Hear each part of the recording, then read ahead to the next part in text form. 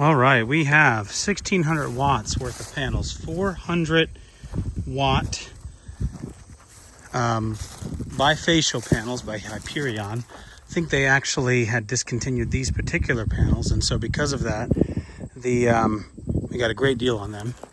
This is for the tiny house, and we're just doing a dry run, so I got everything wired up in series so that the amperage would stay low and the voltage, it was okay to climb. Also, what's this? You can't see it very well, but this, here's your hint, okay? We'll find out more about that in just a moment. Now going inside, again, as you can see, the tiny house is unfinished. We're still working on it, but right now I have 1,100 watts. And by the way, it would be probably another 300 watts higher if the panels were at the right angle. I have to make a little bit of adjustment, but I'm gonna favor it being a little bit more vertical so that there's no problems with snow accumulation or dirt. And also so it's better for the winter, since winter is just a couple months away now. So again, this is how much power we have going in, okay? Now what we're gonna do is we're gonna go ahead and make sure that's on, okay?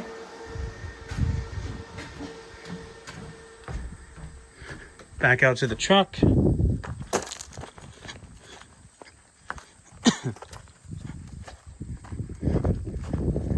And I think you know where this is going now, right?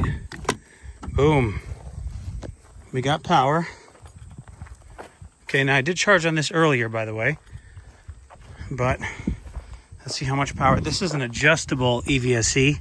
So I currently have it set at 24 amps. Earlier I had it at 16 because not all the panels were hooked up. I know you can't really see that very well, but anyway, so let's go inside and see what kind of power we're pulling in and what kind of power is coming out. All right. And I'll also show you what it looks like on the app another time, but unfortunately I'm in a bit of a rush.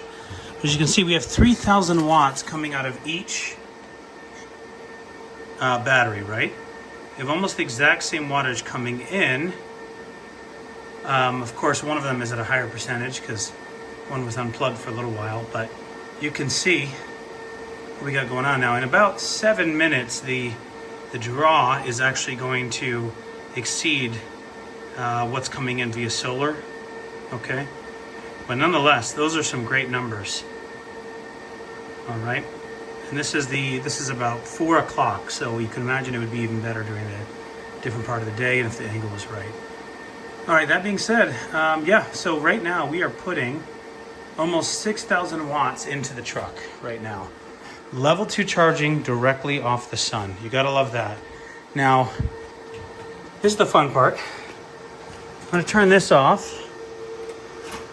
and then I'm gonna unplug my charger. Can I do this all in one take?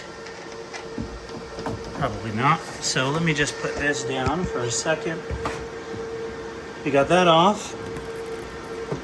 And take this out. Then we're gonna plug this right into our transfer switch. Okay, so boom, just like that, we got power. Now we turn the transfer switch onto Gen, okay? Put all of our breakers on. The 20 amp one isn't being used, and we have power going directly into the actual outlets in the entire tiny house. Now, let's just get a very quick little test and make sure. Oh, that one needs to be worked on. I know he had an issue with his wiring on that one.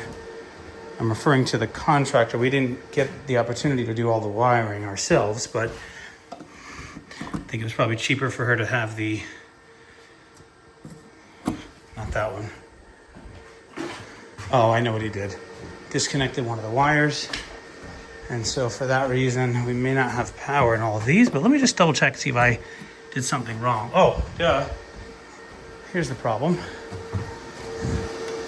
You gotta turn the power on that. There's so many.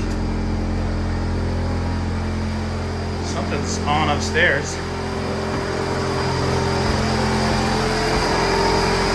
'Cause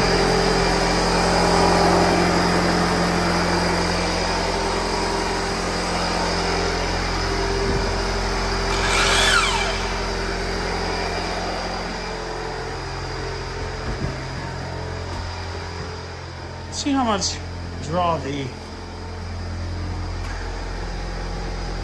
Okay, so the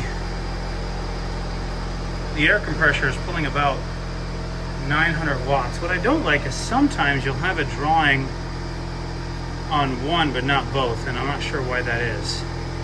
I guess you have to make sure the loads are equal, but it doesn't matter. We should be good. I'm trying to decide if I can over panel this, add one more panel to each, just to try to get a little bit more power out of it. All right, gotta go, but we'll talk soon about this. Bye.